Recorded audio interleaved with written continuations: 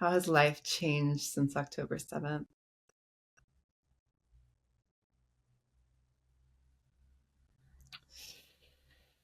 Whew.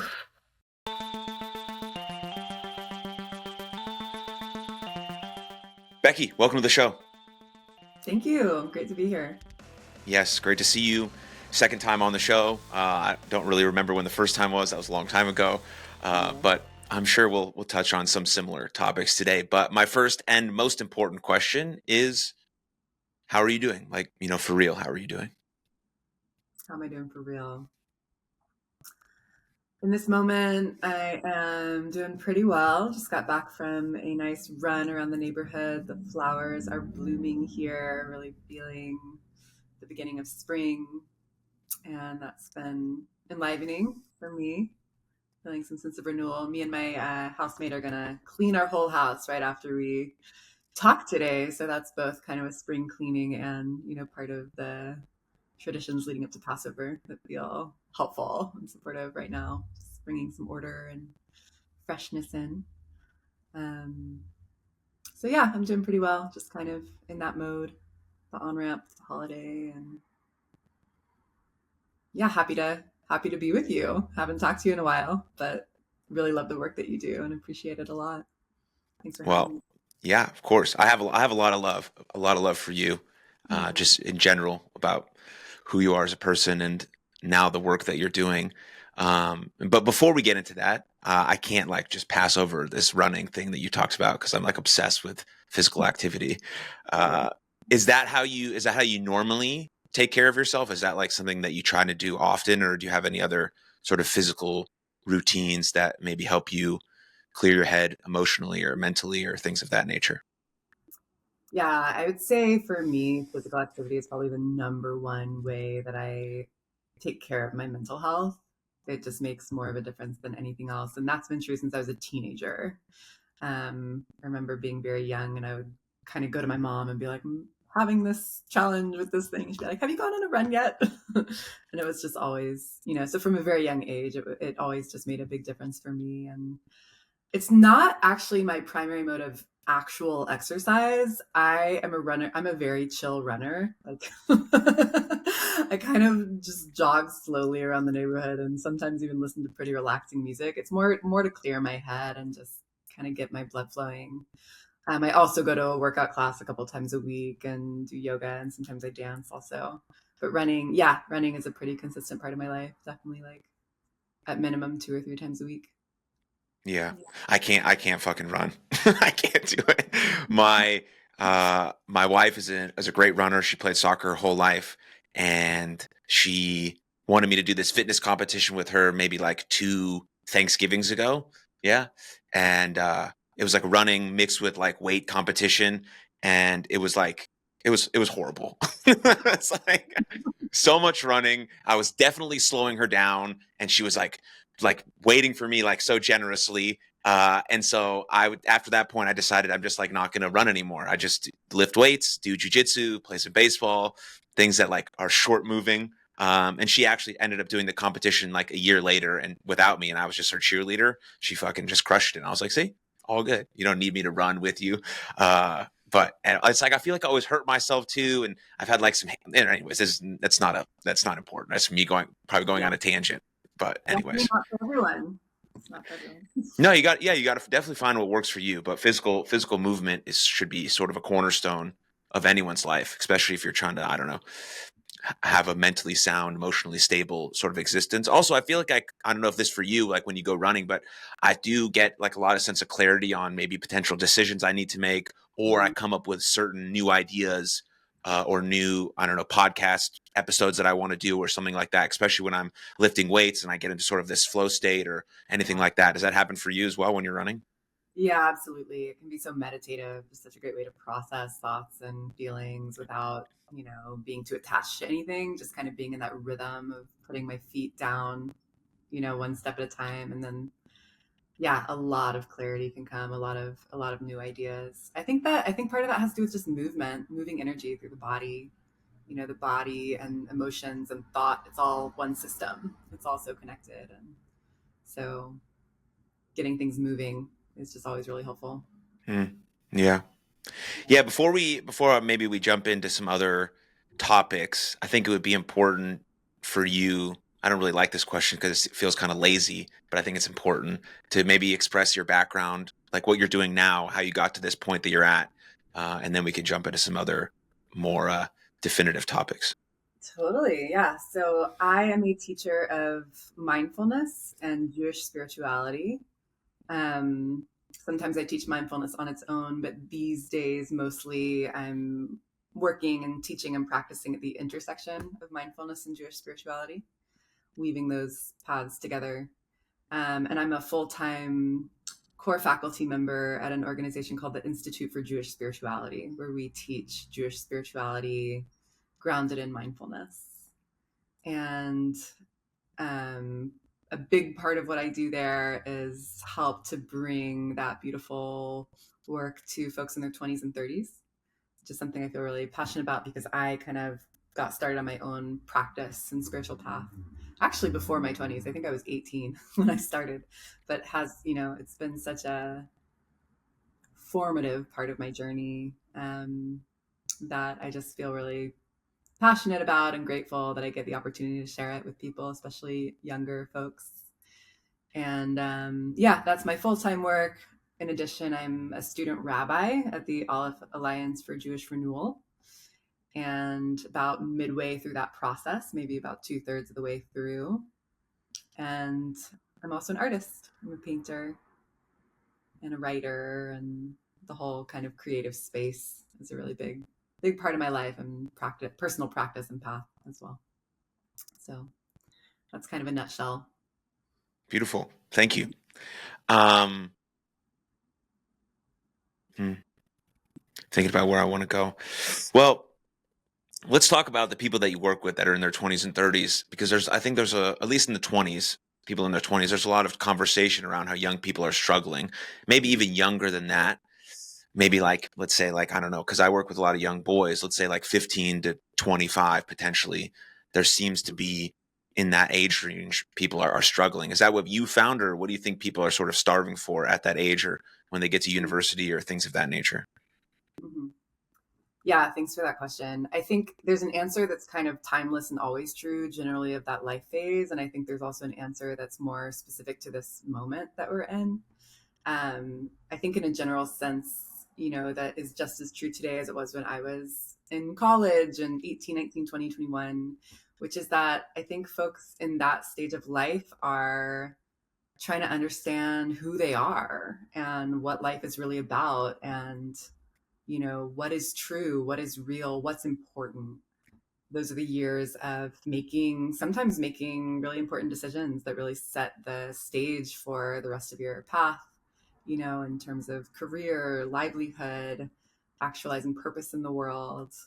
I think sometimes there can be a lot of seeking truth and meaning and need for mentorship in that.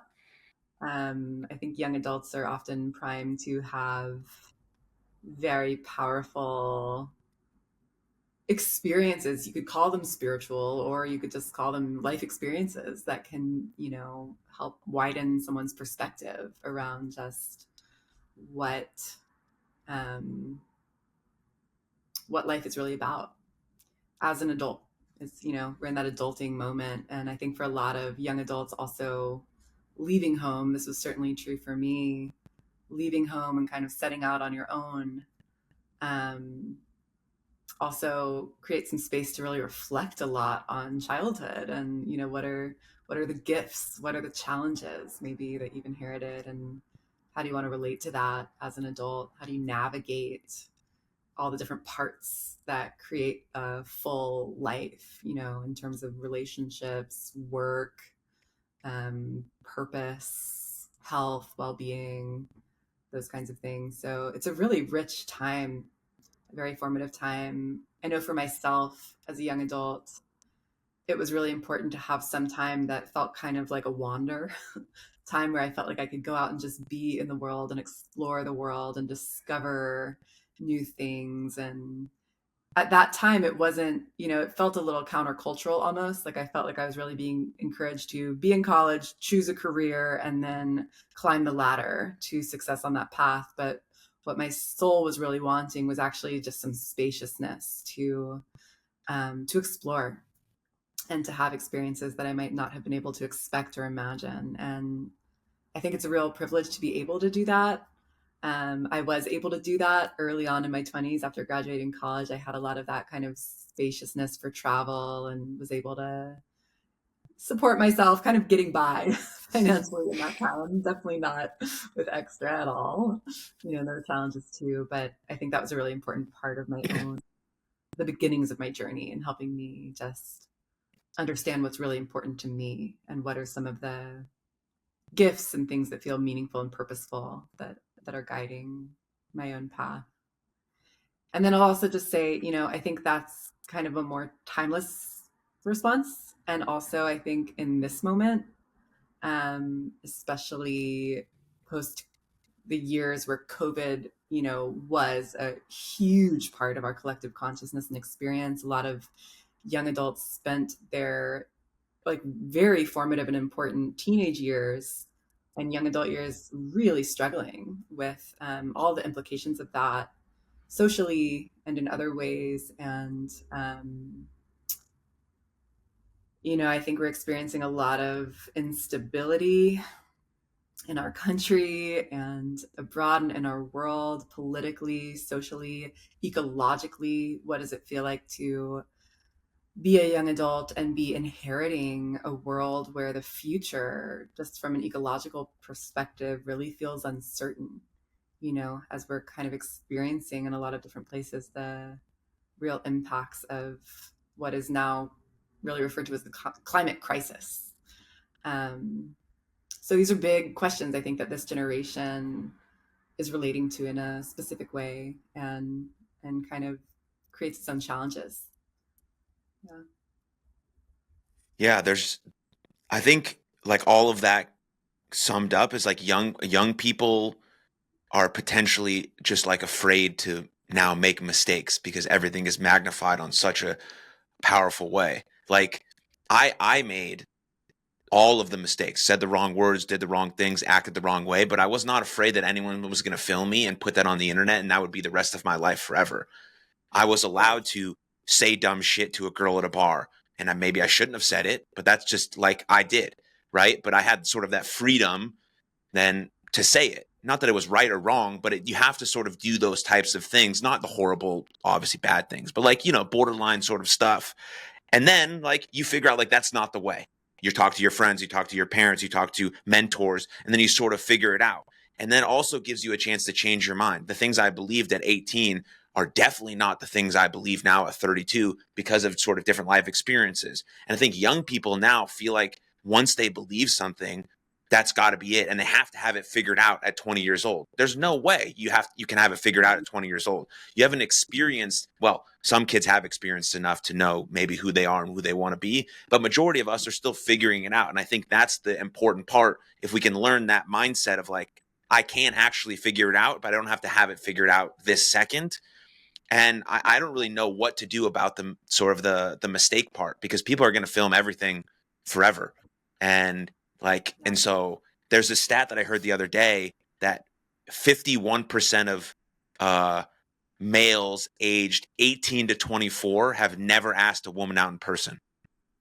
Oh, wow. Like that's crazy. Yeah.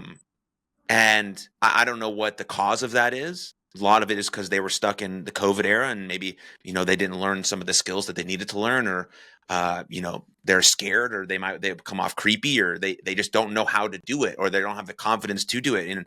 And that stuff sort of plays a part into what you're talking about of sort of the meaning and the purpose of life and going on these wandering stages and trying to figure out who you are and the values you want to represent, the things you stand for and the hill you want to fucking die on or whatever the case may be. That stuff is important and it's figured out, you know, in your 20s so you can be wise like us when you get to the age of 30 and just pretend like you have, things figured out at that point. But it's still all a work in progress all the time. Totally. And I'm so glad you brought in also the reality of social media and the impact that has, especially on this generation, which is so different than you and I, we're in high school together in Dallas. That was not a part of our reality in any semblance, you know, of how it is today. And it really feels like, even though it feels like we've been on Instagram forever, we have been on Facebook forever. Yes. It's still relatively new technology. And this felt so clear to me, especially in the last couple of years, just with the profound polarization and inflammation in community regarding like Israel Gaza situation. Um, we don't know, it feels like we're playing with fire with social media, like we probably don't actually fully understand the impact of this technology. It is so easy to post something sometimes maybe without thinking enough about it, maybe just post a story that's just there for 24 hours or whatever it may be, or repost something, who knows what state of mind you're in, and then the impact it can have on your life, the impact it can have on others when they see it. It feels like there's a huge gap just between the power of potential impact and then the thoughtfulness that is required to put something out there in that way. So I think just navigating that is also a huge part of this moment, this generation, this world that we're living in now. That whole realm is such a huge part of the world, and it's certainly something I have my own struggles with and challenges with, and I'm always kind of trying to figure out how to balance for myself, and what are the right kinds of boundaries that feel possible with it, to be like a healthy part of my life as much as possible. But yeah, I'm glad you mentioned that, and also the piece around pressure to have it all figured out. Mhm.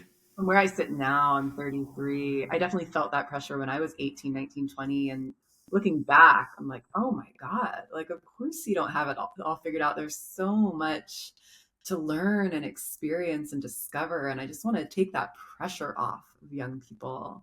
It's okay it's actually a beautiful thing to continually discover and learn more about yourself and the world for your entire life, you know? And it's okay to change. It can be a beautiful thing to change and to go through evolutions and have different kinds of paths. And yeah, like, who came up with this idea that we have to have it all figured out at a certain age? And then that's the path for the rest of life. It's a little ridiculous when you really think about it. Yeah. I mean, because I don't like to demonize social media because there's just no point to it. It's going to be around. It's going to be around for a while. We got to learn to work with it and not just say, fuck it, it's the bad thing. It's not. It's not. It's not that bad. Like, there are some bad things, but there's some great things that have come along with it. Like, we're talking via the internet right now, and I feel like you're in the room with me. And there's all sorts of things that can happen on social. But I think one of the powers of what social media has done is they've also given young people sort of the permission to take a not so conventional path. Mhm. Like, you can be like super interested in a certain topic. Let's say, I don't know, you're super interested in turtles. You can actually make a career speaking, learning, discussing, talking about turtles. Like, before, it would just be like a hobby. You have some turtle fucking things in your house and that's it. But now it's like, not like, I know it's like a weird, I don't know. My mom really likes turtles and I see them, when I go to her house. And so that's what I came up with for this example. But my point being is, like, you could go online and you could also find a community of humans who like really like turtles. And that's a beautiful sense of belonging when normally you might have just been told you were lame for liking those things.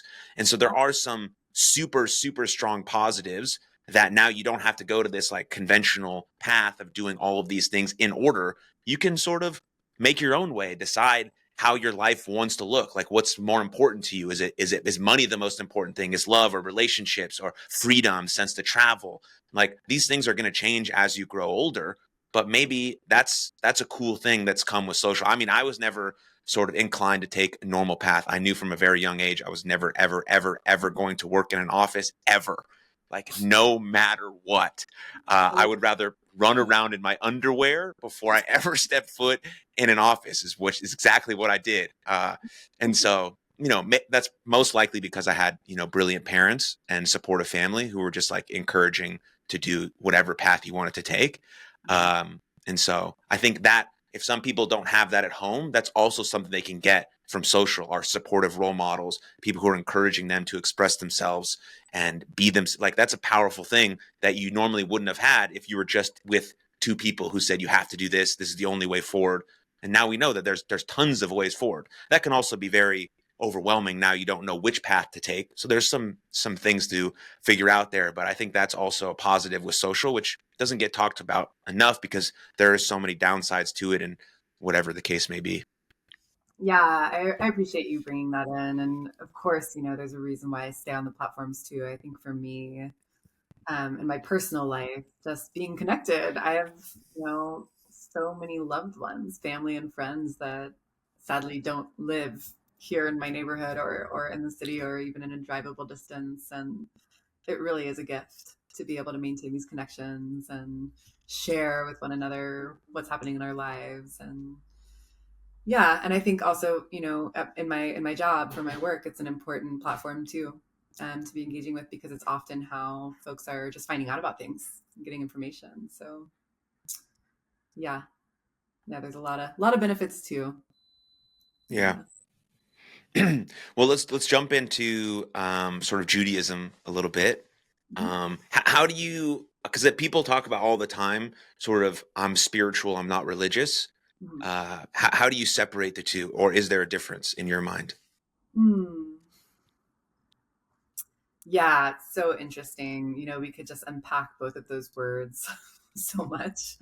Um, I'll say for me personally, spirituality is about having a holistic sensibility regarding what it means to be a human being and what it means to be alive. So when I personally am talking about spirituality, I'm talking about exploring ways of being that are honoring of the truth that I'm a multidimensional human with a body and a heart and a mind and a spirit, and that all of those dimensions of myself are important, sacred even, and always present in every moment. And so I found in my own life that when I relate to my experience from a more holistic sense of awareness and really honoring all of those parts of myself and others in the world, I'm better able to live life in a way that feels aware, more attuned, more in connection with what's happening, more coherent, more meaningful. I'd say even more beautiful, certainly more healthy and balanced. Like there's a sense of wholeness that for me spirituality connotes. And I think it also for me has to do with a sense of being in connection to the sacred and to kind of that more mysterious dimension of life that can't always be put into words, and yet I really feel very connected to the sense that there's something happening, something going on that is way deep beneath the surface of ordinary perception, and it matters a lot. And that the sanctity of life is something that matters a lot and that I value and am always seeking to learn more about and be in relationship to. So I want to live in a way that is honoring the sanctity of life and find that in ancient wisdom traditions and different spiritual teachings and paths, there's just a lot of wisdom and a lot of guidance that can really help um, my intention in living in that way. So, religiously, what is religion? I think that's a really interesting question. I'm not a scholar on the topic, but there is some beautiful academic work out there about how religion is something actually that was sort of invented by Christianity. And of course, Judaism is way older than Christianity. But prior to the kind of invention of religion, spiritual practice and rituals and traditions involving connection to the divine weren't a separate part of life. They are just completely embedded into culture and into everyday life. So it wasn't like there was life and then there was religion. It was all kind of part of one cultural um, way of being, with ritual, with tradition, with um, practices that brought individuals and families and communities together, in ways that are in connection with seasonal rhythms and cycles and the earth, and our stories, our cosmological stories, meaning making. So I'm actually not that interested in religion, which is surprising to people when I say that, because Can you I'm a rabbi. can you tell me why? Yeah, I will say for me, what I feel more resonant with is tradition Mm. and culture. And for me, our practices and traditions that are kind of often related to under the guise of religion are part of that sense of peoplehood. And we're an ancient people, and we are stewarding these ancient traditions that for me are really about what it means to be human in connection to other human beings and the earth and the divine. And religion, I have a lot of the connotations that other people have. I think that can sometimes be kind of heavy and painful, of, rigid rules or kind of top down authority, and punishment and fear and these kinds of things. And for me, it should always be in service to love, to connection, to compassion, to kindness. And so if anything, that is presented as religious doesn't feel like it's helping me to live my life with greater awareness and connection and kindness, then it's not something that I'm really interested in, like, investing my energy into. If that makes sense. Yeah, I mean, because there are always going to be certain religions and certain sects of certain religions that are very dogmatic, Right. and that's where obviously it becomes an issue. And no matter what religion you are, there's extremes in every religion. We see that all the time throughout the world. It's one of the deep causes of suffering. And so I don't know how you prevent that from happening. I wish I do. That would be great. That would be awesome. Um, but anyways, so then when you think about, like, does, like, if someone wants to, be have a religion, where does that intersect with their spirituality? Do they go hand in hand, you think, or can they practice them hand in hand, like, I don't know, at a synagogue or a church, or can that be a spiritual and a religious practice combined, or do they have to be separate practices? I think they can be combined. I think they can be separate. I think for some people, spirituality fits really well into religious structures. I think for others, it really doesn't. So I think it really depends on the person and what their needs are and who they are. I would say that in terms of Judaism, religion is part of Judaism, but Judaism is so much more than a religion, right? Religious practices are part of it, and religious kind of theologies and philosophies and um, sort of structures. But Judaism is also, it's a whole peoplehood with a ancient history, with ancestry, with major cultural components. And it's an ethnicity. It's so much more than that also. And so, you know I think religion is can be like part of it, but for me, it doesn't fully describe what it means to be Jewish.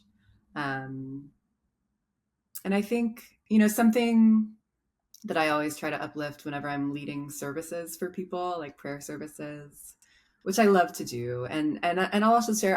There are aspects of traditional Jewish religious observance that I deeply love, that I find very precious and very nurturing, and I, at least where I am in my life right now, I also often find myself in a position of holding Jewish space, whether it's leading a service or sharing teachings or guiding spiritual practice for people that have a lot of different, full spectrum of relationships to Judaism, to religion.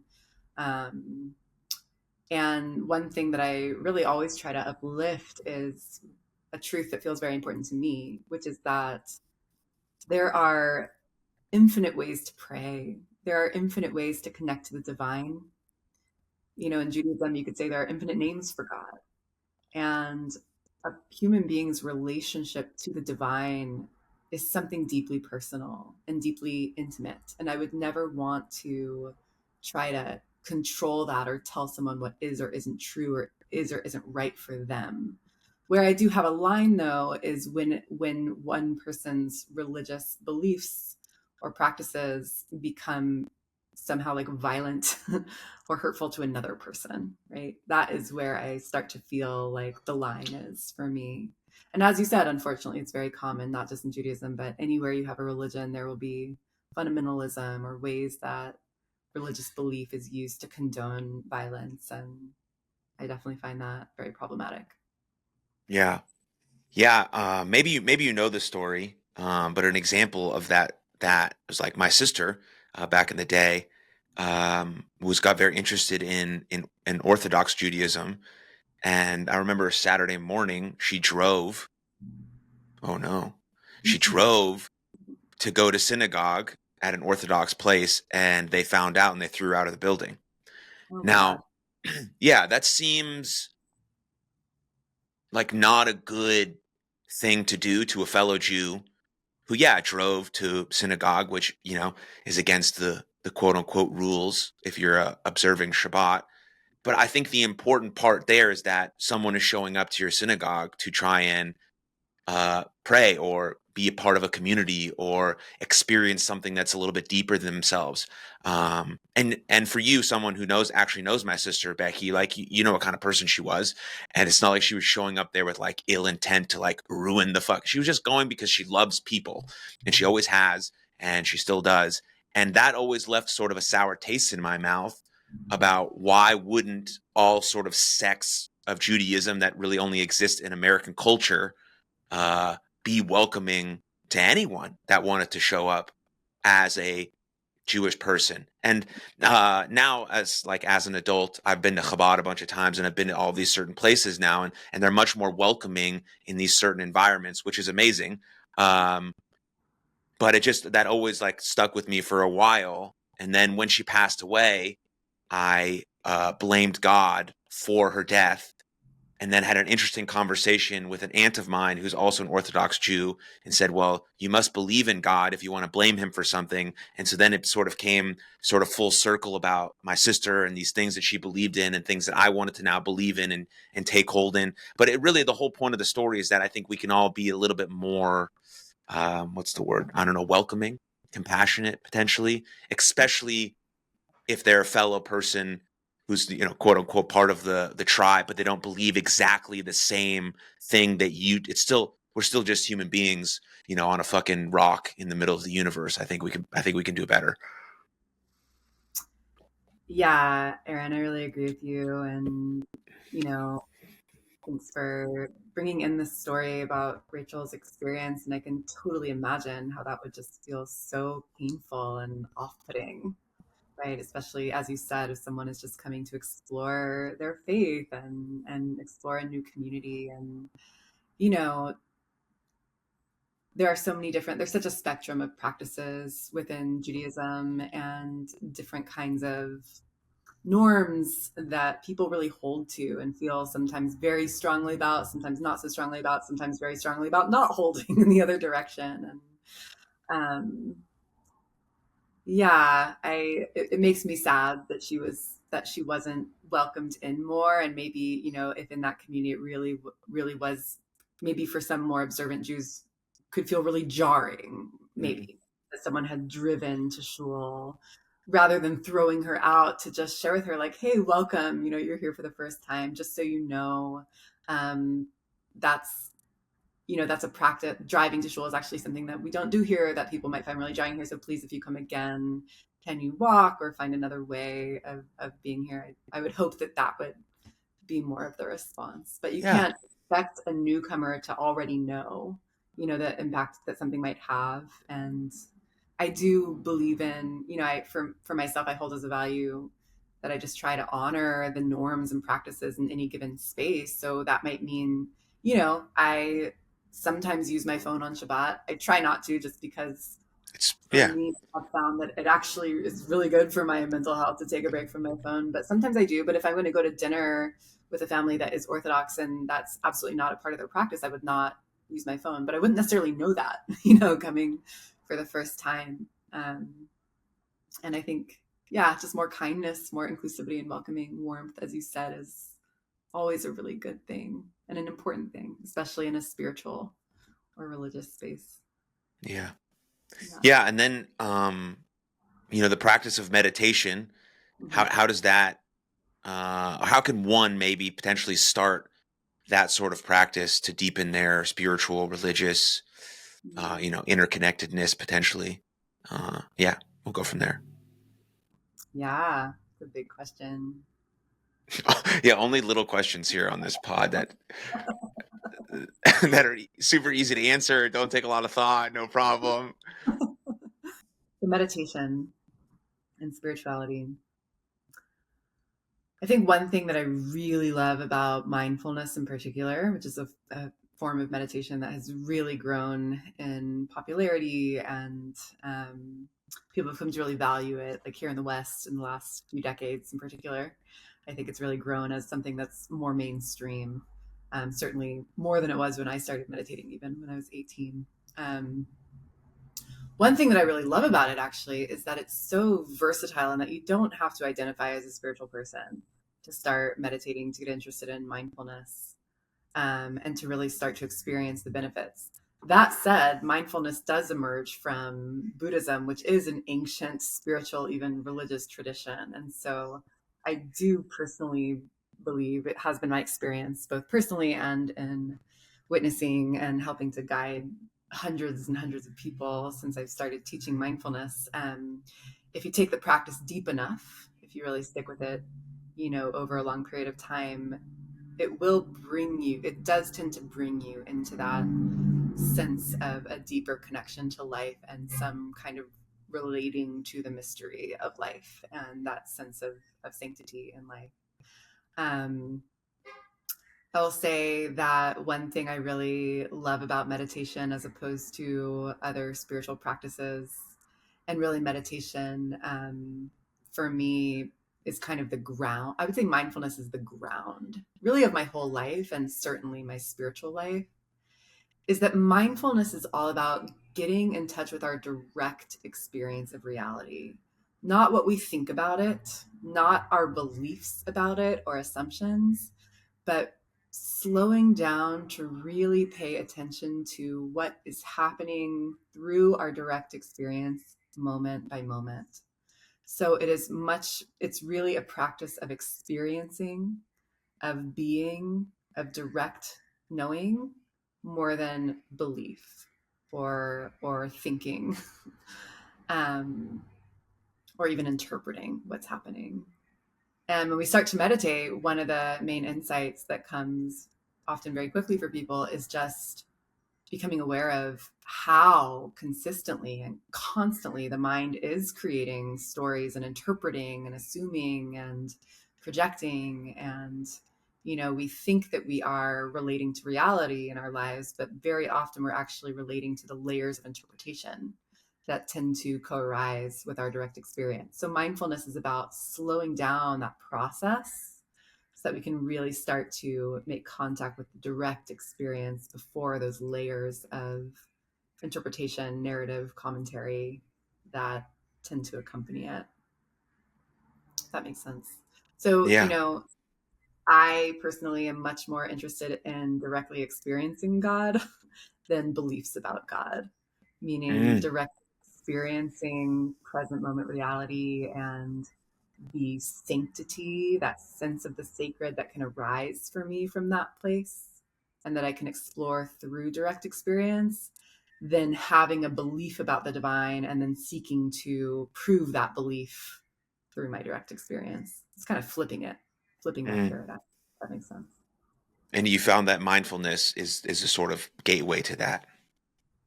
For me, absolutely. Yeah, it's like a Yeah. foundation. Yeah.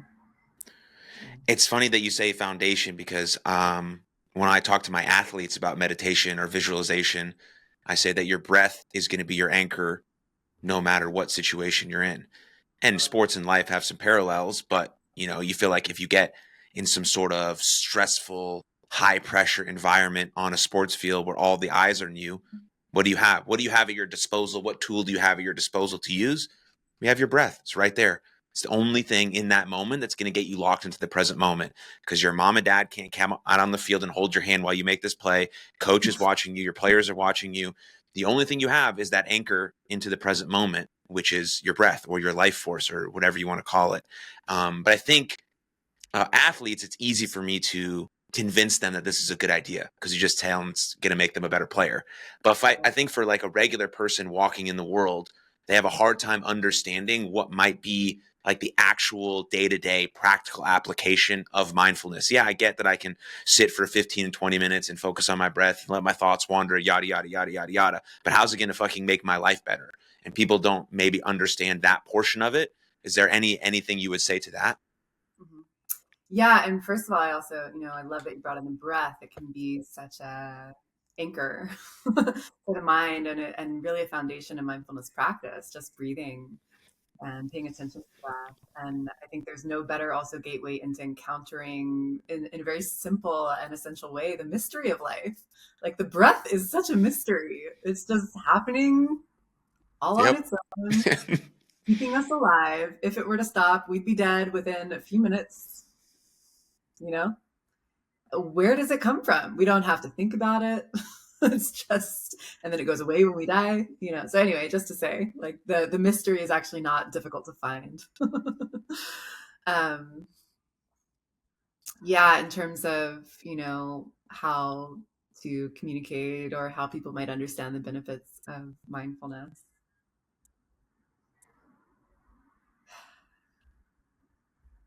I think one of the real treasures of the teachings of mindfulness, certainly how they were presented by the Buddha,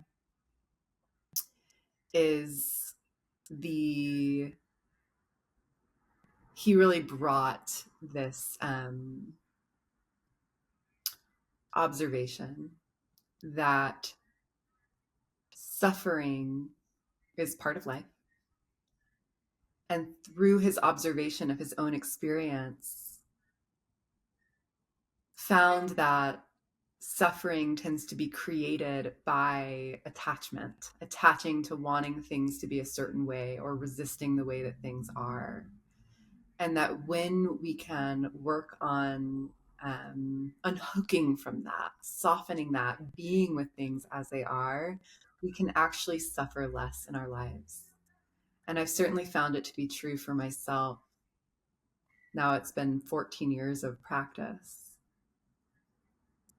that most of the suffering I experience is unnecessary, is created through the stories in my mind that are creating this impulse to attach to my experience in a certain kind of way or to resist the way that things are. That does not mean that life won't be painful.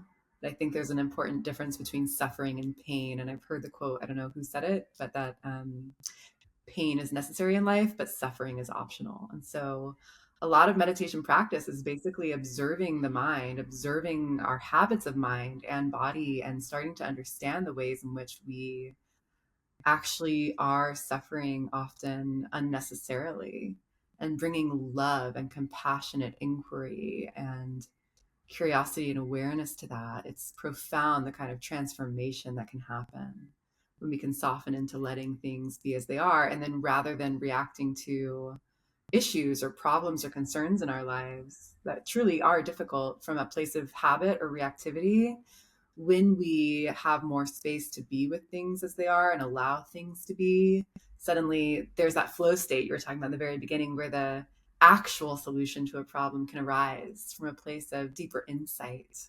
and not because we're in that mode of clinging, grasping, wanting to control, fix, or change what's happening. So, in a very basic sense, I would say one of the most, probably the most profound benefit of mindfulness is really about addressing suffering and the possibility of being more and more liberated from suffering personally and collectively. And I think it's true that a lot of people do come to mindfulness or retreat or something like that because they're suffering and they're seeking relief.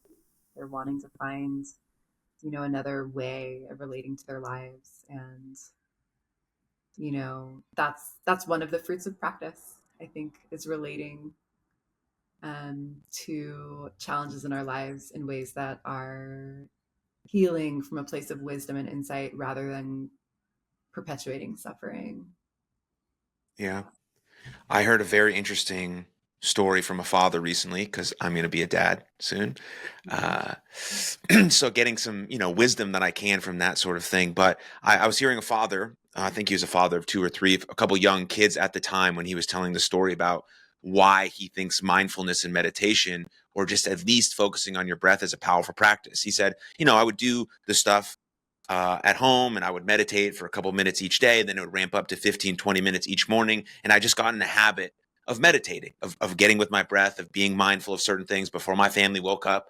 And then he tells this story about how he actually applied it to his life. He said, okay, well, then how do I apply it to my life? Well, every day I would get home from work and I would sit in the driveway and I would know I'm about to come into the house and I want to switch off from work and I want to get into deep love. How do I get into deep love? Because I know I'm going to walk into my family. I got two young kids. The house is probably a mess. My wife is probably stressed out trying to cook dinner, trying to wrangle the kids, trying to do whatever the situation's going on. I don't want to walk in there and step on Legos when I walk in the front door and explode and blow up and yell at everyone. I want to walk in there with some fucking deep love, excited to see my family, ask my wife how I can help, what's the day going like, give her a kiss, hug my kids, fucking get excited for the thing. How do I do that? Well, I spend an extra 2 minutes in my car mindfully breathing. And that's the practical application. Now I walk into my house a little bit better than I would have. What if I had a really shitty day at work, missed a sales call, got yelled at by my boss, and maybe I got fired? Who knows? Maybe that's a conversation I have to have with my life later tonight when we put the kids away. But at least when I walk in for those 2 hours, I'm in this sort of deep love state because I practically applied the meditation or mindfulness work that I've been working on. And when I heard that story from this father, it changed the way I look at meditation and how I can actually apply it into my life, and where are the pockets throughout the day that I can just do it for a minute and then I jump into something else. And so that for me really resonated. Yeah, it's such a powerful thing to do in moments of transition like that. And, just hearing you reminds me actually to bring it back to Judaism again. And this question of like, well, what is Jewish mindfulness or Jewish meditation? Is this practice part of Judaism innately?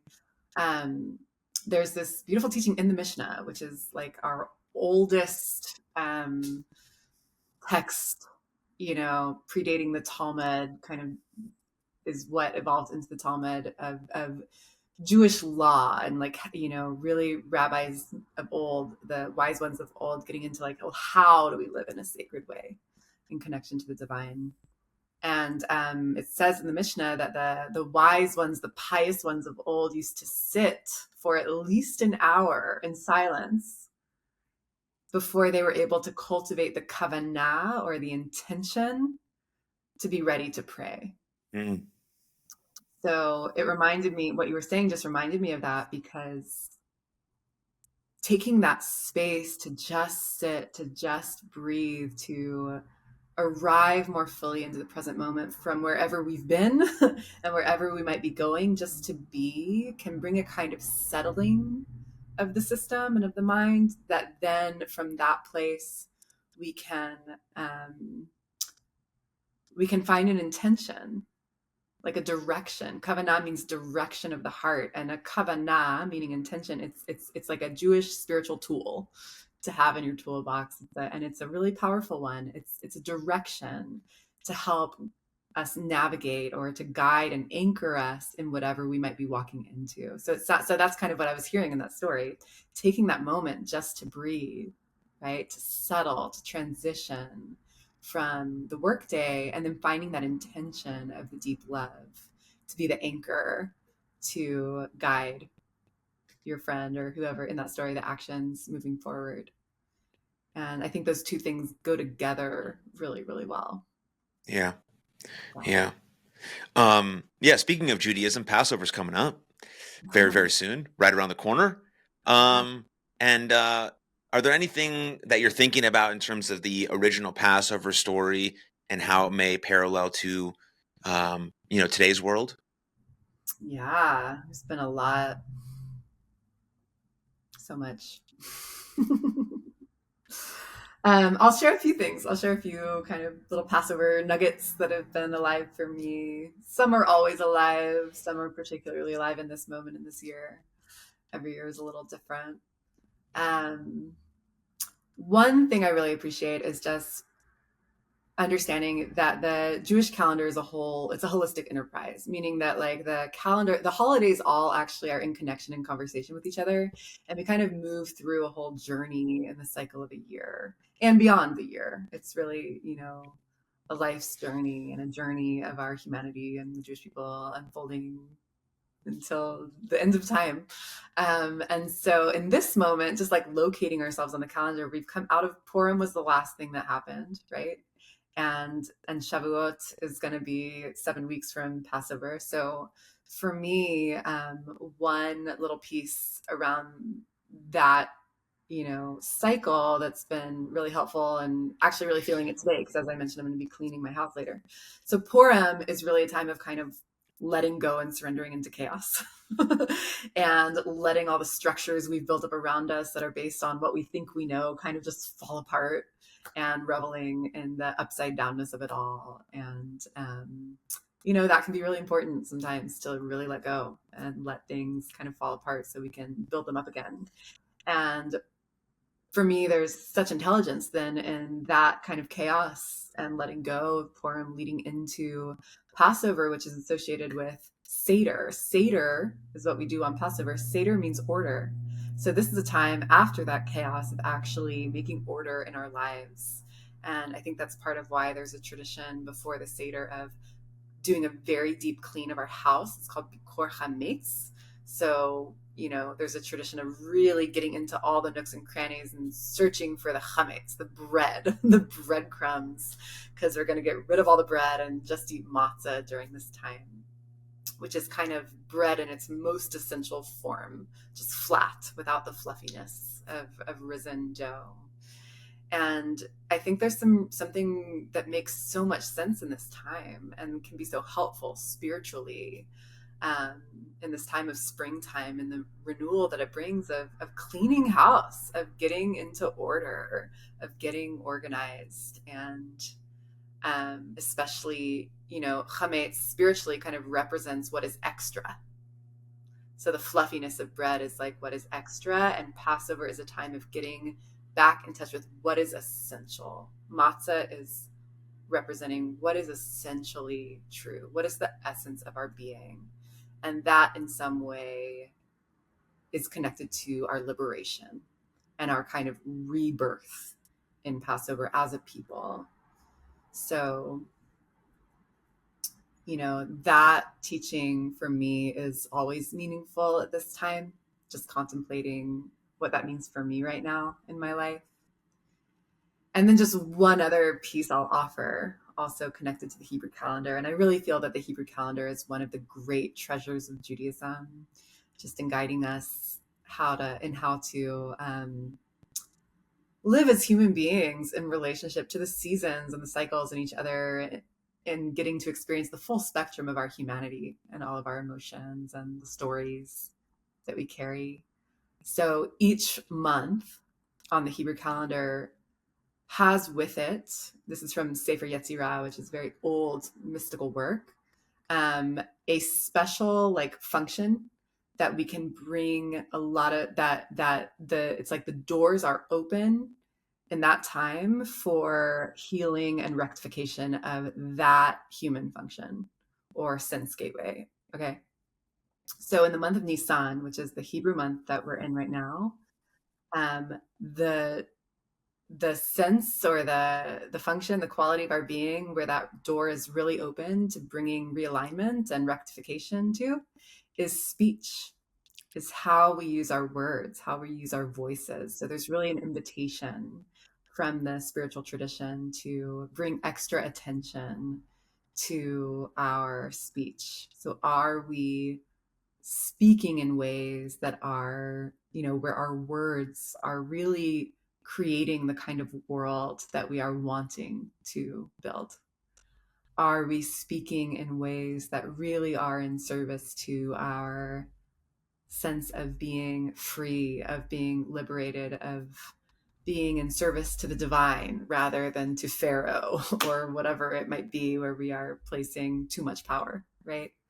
Are we speaking in ways that are true from the heart, authentic and kind and life-giving? So just offer that as well. Yeah. Thank you. Yeah. This usually we go to someone else's house for the first couple nights of Seder, Mm-hmm. but this year we're doing our own at our house. Wow. Because, next year during Passover, my son, God willing, will be almost a year old. So I got to shove some matzah down his face when that happens. That'll be good. I guess I got to chop it up and fucking put it in a smoothie and then give it to him. Anyways, yeah. So we're starting a tradition this year with my wife and my parents, and yeah. So maybe our family will keep getting bigger, but I think that's a cool thing that's happening. And then that's one of the things you mentioned about why Judaism is so powerful and important. It's more of the customs, the traditions, the way it makes you feel, the sense of belonging, you know. And that's I've always connected to it, much more so now than definitely when I was in high school. Um, but yeah, um, but it yeah, it has a way of bringing you back to things that matter most. And I've been thinking a lot about it for a while now, but mostly since October 7th. I think I've connected with it more just because I think catastrophe always brings you closer to something. Yeah, I mentioned my sister, and so that brought me closer to everything and my family and me and her and all of that stuff. And so I think my last question for you, but I could ask you a lot more questions, but uh, I'll let you go here after this one. But how has your life changed since October 7th, 2023? Come up with the big questions. Yeah, I told you. You're like a baseball player, right? You're just like, Yeah, yeah, yeah. I'm just throwing you fucking heaters, bro. Just throwing you heaters. yeah, you just feel into that for a moment. It's like I'm transitioning from the like matzo beat to Yeah, yeah. the state of mind moment.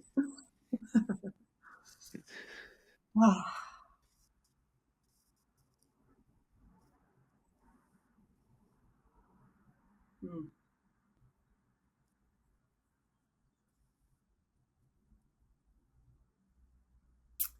How has life changed since October 7th?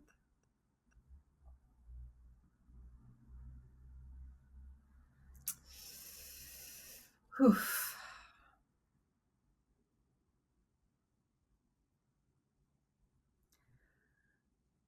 I mean, the first thing that comes up for me is just the heartbreak that I think in some ways at this point I've almost, at least in certain moments, gotten numb to. And I think the numbness sometimes can be like a protective mechanism against like how overwhelming it can be to really open that box and let myself fully feel just how heartbreaking it still is, um, in so many ways. Just what happened on October 7th, what has happened in Gaza and in the West Bank since then to Palestinian people, what has happened to Israelis, how it has traumatized and been so harmful and so painful for Jewish people, for Palestinian people, the ways that I think as Jews we've also often felt so isolated in the world, the rise of so much hate. As a personally, even just feeling within my own family and my own community, the tearing, the rifts, the separation and the polarization. There's something extra heartbreaking for me to feel that within the Jewish community, within Jewish families, because it feels like it really weakens us and we actually are all holding important perspectives and we're stronger together, even when it's hard to hold it all. because so much of it seems contradictory, but to hold the truth that all of our pain matters. Jewish pain, Palestinian pain, that it all matters. It's hard to hold it all for people. But for me, the pain of the polarization and the tearing is much harder and actually doesn't feel helpful. Yeah. Doesn't feel like it's leading us towards genuine healing and a genuine future of safety and freedom and life on that land, for both Israelis and Palestinians. So that's the first thing that comes up in response to your question, just feeling the weight of that and the heartbreak of that is ongoing and in different moments is felt, I think, in different ways.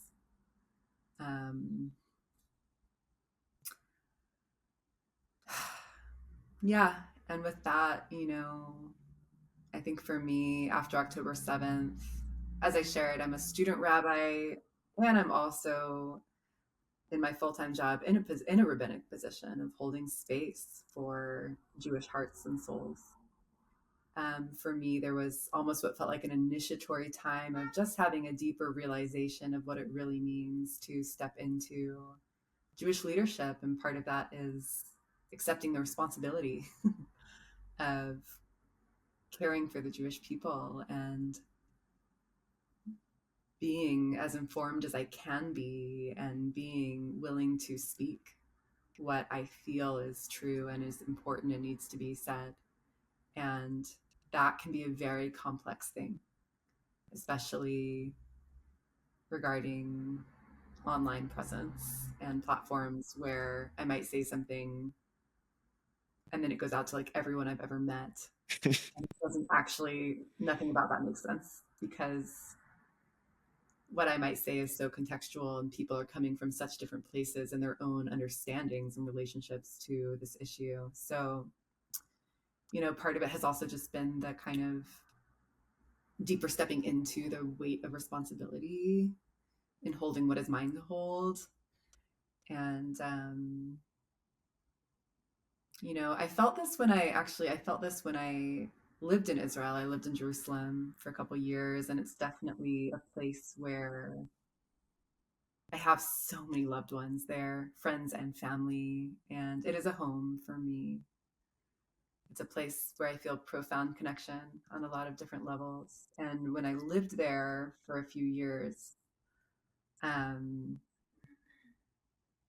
I felt like both my love grew for that place and the people in that place, and my heartbreak grew in my understanding of the situation there and how bad it actually is. Um, with yeah, the it's like words are so loaded, but the plight of the Palestinians, the oppression of the Palestinians, the ways that that impacts Jews and Jewish safety also, and the militarized society and the just profound polarization and separation between the two peoples on that land. My heartbreak and my love both grew through living there, and that has been true since October 7th as well. And the love for me is ultimately the strongest thing, just love for the Jewish people, for Palestinian people, for that land, for all of us that are impacted in different ways. And one thing that has been a kind of guiding light for me personally is how important it feels to continue speaking my truth, which sometimes feels like an unpopular truth, that this is not that the binary is actually false, and that both Jewish and Palestinian suffering matter in this situation, and that our destinies on that land are bound together. And also not to conflate anything, but like that is what is true. And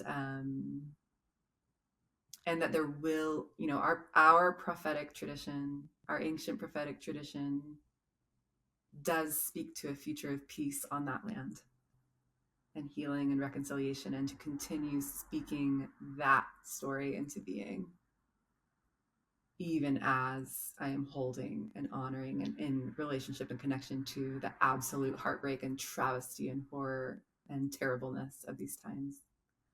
Feels like a calling in this as well. Yeah. Do you think peace is possible?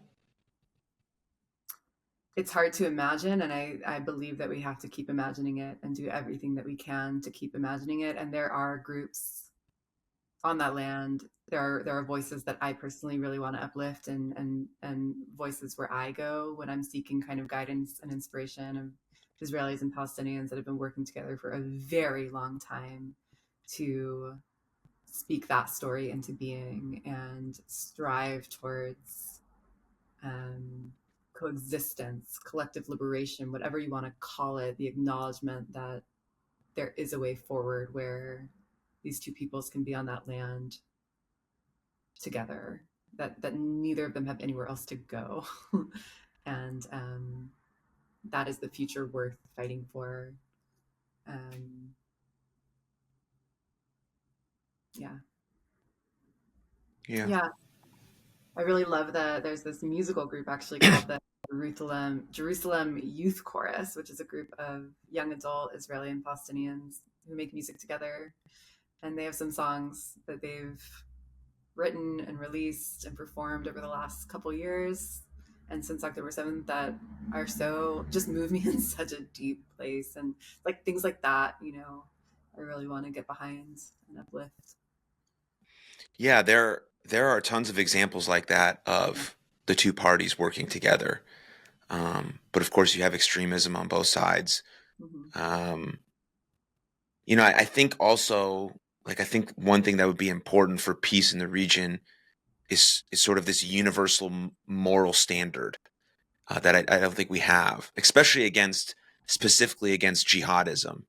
Mm-hmm. And that doesn't include the Palestinian people. They're not jihadists. They're people just happen to be living in that area who also are being terrorized by certain groups of people. And, the same way that we tried to denazify the world after World War II, it was like not cool to be a Nazi. Now, if you get on Twitter nowadays, it might be cool to be a Nazi again, but that's a different story for a different time. But like it was like there was like a universal moral standard that came that like, this is the moral compass we're going to try and live by. That's not cool to do these things. And I think the same thing potentially needs to happen with jihadism, because Gaza, or whatever you want to call it, is not the only place that's being terrorized by that. They're the jihadism is sort of everywhere in the Middle East, and I think that is I don't know, a pathway forward. But then that pathway forward is also causes more destruction and harm and suffering and unnecessary casualties and all these sorts of things. So then I think about that and how's that work, and um, who does it. It becomes like another sort of thing. And I'm no geopolitical expert by any means, but I know like the root issue is these sort of, like we talked about before, these sort of extremist, sort of dogmatic approaches that only see one way forward as the only way forward.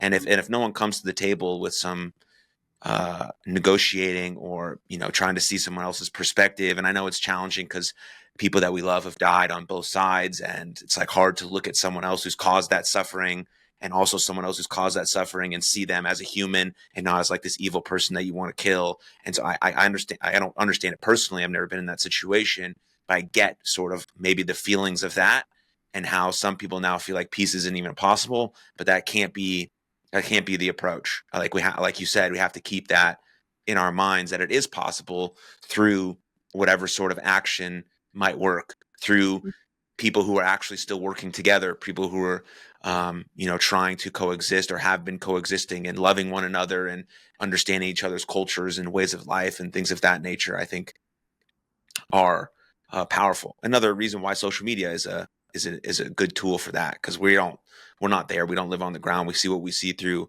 the eyes of people who are there, and I think that's a powerful tool also to keep in mind. Yeah, totally. And yeah, I think definitely taking the lead from people that have been engaging in that work for decades, Yeah, who are there on the ground. And Social media can be helpful for that, and also social media can be really unhelpful. Yeah, And I think yeah, it's really important not to get news from social media and to just hold it all with a grain of salt, you know. And I'll just say, you know, on the jihad piece, like, yes, and I think here in the West, people do not understand, like in our kind of liberal democratic worldview, there's a real lack of understanding of the place of and the power of religious fundamentalism in this war. And I think that's part of it. And again, not to conflate anything with anything else, because it all exists in a kind of ecosystem of impact. There's also, as we have said, religious fundamentalism. Like, yeah, all the major power players in this world are, in this war, are religious fundamentalists, and that includes also Christian um, evangelicals, and that includes also, unfortunately, a lot of Jewish people in Israel that are fundamentalists and justifying violence based on how they interpret, you know, Jewish text and tradition. And so, yeah, I appreciate you bringing that in. I think it is a huge part of what's happening here that people in the West like don't always really understand or have a context for. yeah. That's a very religious war and situation. Yeah. 100%, and has been for a while, because people think they have whatever, they're indigenous to the land and all of that stuff, and that's a more complicated sort of subject about who is and how that should be divvied up and what land is whose and all of that stuff is far beyond sort of my means of comprehension. But yeah, yeah, and then I mean, I don't know. Yeah, anything else you want to say on that subject? I'll give you the open floor. You don't have to say anything else, but Yeah, thanks, Erin. I mean, I'll just say, you know, especially as we approach Passover, really was very touched by an interview I came across recently of Rachel Goldberg, the mother of Hirsch Goldberg, who has just been such a profound, you know, teacher to us all in this time, and has had to go through absolute hell, you know. And it's amazing to me that she is still teaching and sharing her Torah and her wisdom with all of us, given what she's gone through. And she you know, she was really saying that the only question the question for our satyrs this year is, why are they still there? Why are there still hostages there? And that question, I think, is a doorway into a lot of other questions yeah, that are really important questions for us to be grappling with. And to have a meaningful Seder, to have a meaningful Passover is what she really invited as a greeting for this time. And so I really honor that and have just been incredibly grateful for her voice. And with that, I also feel that joy, the joy of this spring holiday and this festival of liberation is very much a part of it as well. Joy is very much a part of resilience and healing, and what helps lead the way towards everything that we need to navigate these times. yeah, It's so life-giving. And so I want to wish for you that as well, and for me, and for anyone who might be listening. It's so precious to come together, to get to experience these holy moments on our calendar and get to do so with loved ones and these ancient festivals and traditions. And I want to wish us all a lot of joy and renewal, renewed inspiration in this season as well. yeah. Yeah. Perfect way to wrap us up there, Becky. Thank you. I appreciate you. Um, love you very much. And yeah, I know we don't speak every day, but I think about you. I think about you often. And yeah, I appreciate you, talking to me and being the person that you are. Thanks, Erin. It's so mutual. Just such a joy to get to witness you and all the beautiful work that you're doing in the world. And Yeah, we've been rolling pretty deep for a while. Since Long like time. life. Yeah. Yeah. Well, thank you, and see everyone next time. Later. Thank you very much for tuning into that episode. And if you enjoyed it, click right here for another full-length episode of the podcast. And please don't forget to subscribe. But most importantly, above all else, please take good care of yourselves and others. And I'll see you next time. Lots of love. Cheers.